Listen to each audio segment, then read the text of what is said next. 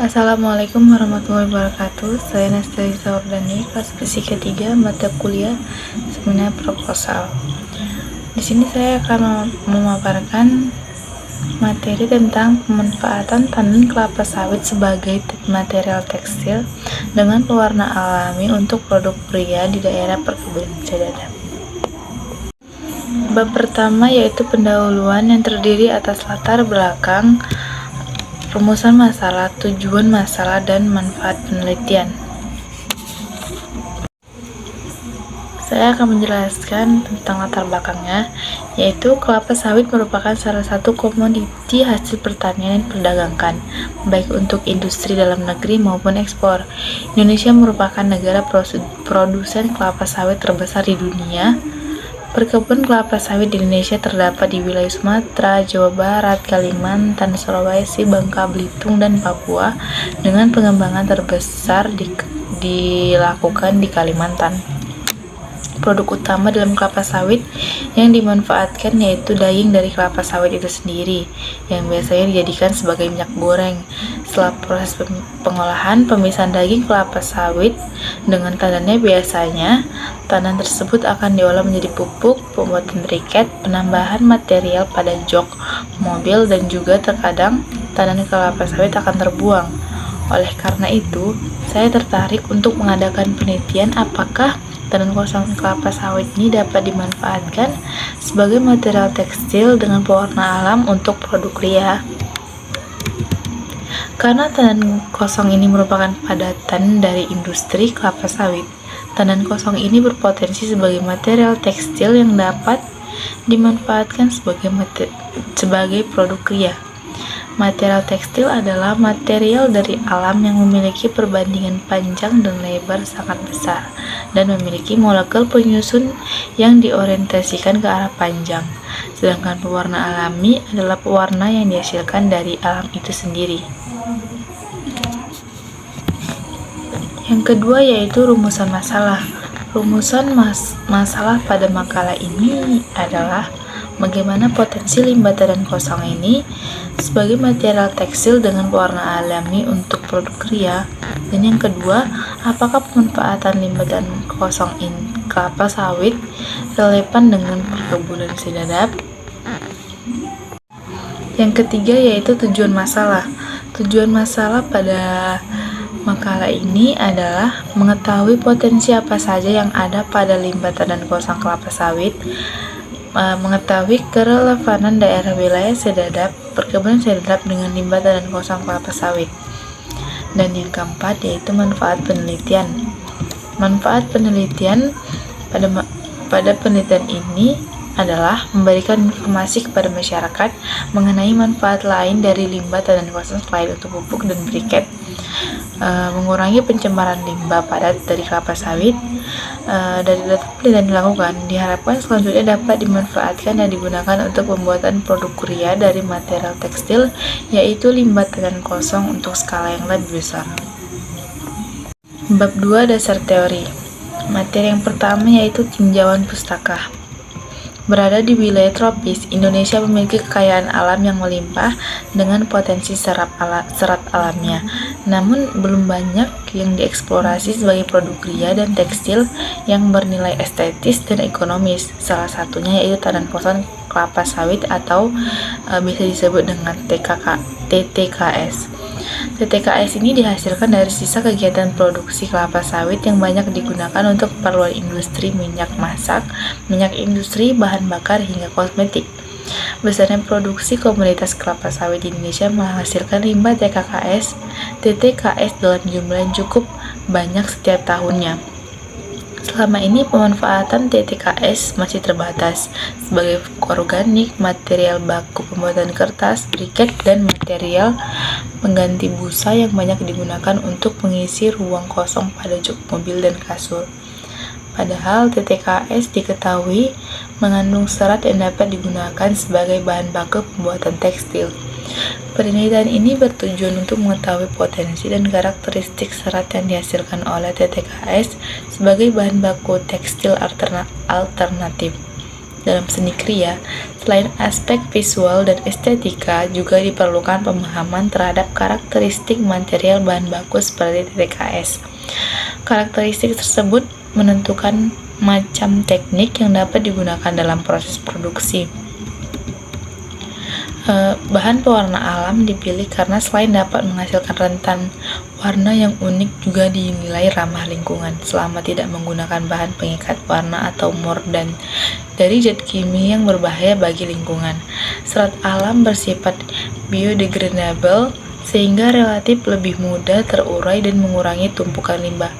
Selain itu, serat alam juga memiliki karakteristik yang unik dan spesifik, misalnya dalam hal tekstur dan sifat pewarnaan.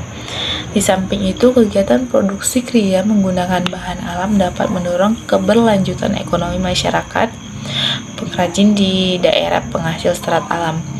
Karakteristik khas serat alam sangat erat dengan keterampilan tangan dan tidak memerlukan teknologi tinggi untuk menghasilkan sebuah produk layak pakai yang bernilai jual. Kekayaan alam dan kearifan lokal Indonesia dinilai sangat mendukung pengembangan seni kriya yang berkelanjutan seperti ini.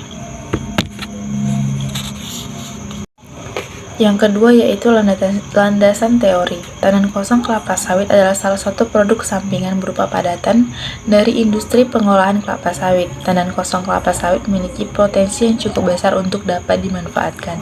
Selama ini TTKS hanya dimanfaatkan sebagai pupuk, bahan alternatif untuk mengisi rongga jok mobil dan membuat matras atau kasur, briket, dan bahan baku pembuatan kertas. Dalam tugas ini dipaparkan potensi lain yang dimiliki oleh tandan kosong kelapa sawit, yaitu sebagai material tekstil yang dapat dimanfaatkan lebih lanjut untuk produk kriya. Material tekstil adalah material alam yang berasal dari alam, memiliki perbandingan panjang dan lebar sangat besar dan memiliki molekul penyusun yang terorientasi terutama ke arah panjang. Pewarna alam adalah zat pewarna yang berasal dari alam dan tidak ada campuran bahan kimia atau apapun kecuali air untuk memperoleh ekstrak zat pewarna tersebut. Sebagian besar warna dapat diperoleh dari produk tumbuhan. Dalam tumbuhan terdapat pigmen tumbuhan penimbul warna yang berbeda tergantung struktur kimianya. Produk kriya adalah suatu produk yang unik dan berkarakter. Di dalamnya terkandung nilai estetis, simbolis, filosofis, dan fungsional. Dari pengetahuan atas, produk kriya diartikan sebagai produk hasil pengolahan bahan tekstil yang berkarakter khusus dengan mengangkat nilai kearifan lokal dan bersumber daya alam yang belum pernah terolah secara optimal, yang mengandung nilai fungsional dan estetika. Bab 3. Metode penelitian. Yang pertama, bahan penelitian. Bahan yang digunakan dalam penelitian ini adalah tandan kosong kelapa sawit, pewarna alam. Eksperimen warna pada serat tandan kosong kelapa sawit menggunakan pewarna alami yang berasal dari secang, gambir, kunyit, dan Indigofera. Secang memiliki nama ilmiah Caesalpinia sappan L., tanaman yang merupakan anggota dari polong-polongan. Ini banyak dimanfaatkan oleh masyarakat, terutama bagian kulit kayu dan kayunya. Gambir merupakan hasil ekstrak dari daun dan ranting tanaman gambir. Gambir merupakan salah satu komoditas ekspor Indonesia yang paling banyak dihasilkan dari Kepulauan Sumatera. Sampai saat ini di Indonesia masih memegang peranan sebagai eksportir gambir terbesar di dunia. Yang kedua, alat yang digunakan. Alat yang digunakan dalam penelitian ini yaitu pisau, kompor, dan panci. Yang ketiga, alur penelitian. Pengolahan kelapa sawit bertujuan untuk merontokkan dan mengambil sari dari daging buah sawit untuk dimanfaatkan sebagai minyak sawit ataupun minyak goreng. Jadi, bentuk fisik tandan kosong kelapa sawit terdiri dari tandan dan bunga-bunga sawit tempat buah sawit tumbuh. Pada dasarnya, kedua bagian tersebut memiliki kandungan serat namun dengan karakteristik yang berbeda. Bagian bunga memiliki karakteristik serat yang lebih keras dan pendek dibandingkan bagian tandan. Serat yang ada pada bunga juga bercabang-cabang sesuai dengan bentuk fisiknya. Hal tersebut membuat serat bunga memiliki panjang dan diameter berbeda-beda dan tidak stabil. Lain halnya dengan serat pada bagian tandan. Serat pada bagian tandan memiliki panjang yang cukup stabil dan diameter yang relatif sama, dan karakteristik serat yang dimiliki lebih halus dibandingkan serat pada bagian bunga. Pengolahan serat tandan kosong kelapa sawit dilakukan dengan beberapa tahap, yaitu pemasakan atau scoring, pengelantangan atau batching, dan pewarnaan. Proses pemasakan adalah proses yang bertujuan untuk menghilangkan bagian dari komponen penyusun serat berupa minyak-minyak, lemak, kotoran-kotoran tidak larut, dan kotoran-kotoran yang menempel pada permukaan serat dapat dihilangkan, sehingga proses selanjutnya seperti pengelantangan, pewarnaan, dan sebagainya dapat berhasil dengan baik. Proses pengelantangan atau bleaching adalah proses yang bertujuan untuk menghilangkan kotoran-kotoran organik yang terwujud sebagai pigmen-pigmen warna alami. Pigmen-pigmen warna alami ini tidak bisa hilang hanya dengan proses pemasakan saja, tetapi harus dengan proses pengelantangan. Pengelantangan dapat berlangsung karena senyawa-senyawa organik yang mempunyai ikatan rangkap dioksidasi menjadi ikatan tunggal sehingga serat tersebut menjadi putih. Eksperimen warna pada serat tanah kosong. Kelapa sawit menggunakan pewarna alami yang berasal dari secang, gambir, kunyit, dan indigofera. Tanaman yang merupakan anggota dari polongan-polongan ini banyak dimanfaatkan oleh masyarakat, terutama bagian kulit kayu dan kayunya.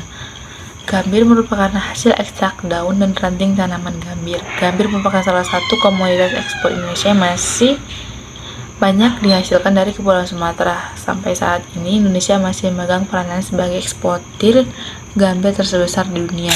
Setiap warna memiliki kemampuan yang berbeda-beda dalam menyerap zat warna. Warna-warna di atas dipilih berdasarkan kemampuan tanah kosong kelapa sawit dalam menyerap zat pewarna alam secang dan kunyit. Sekian presentasi yang dapat saya paparkan. Lebih dan kurangnya saya mohon maaf. Wabillahi taufiq wal hidayah. Assalamualaikum warahmatullahi wabarakatuh.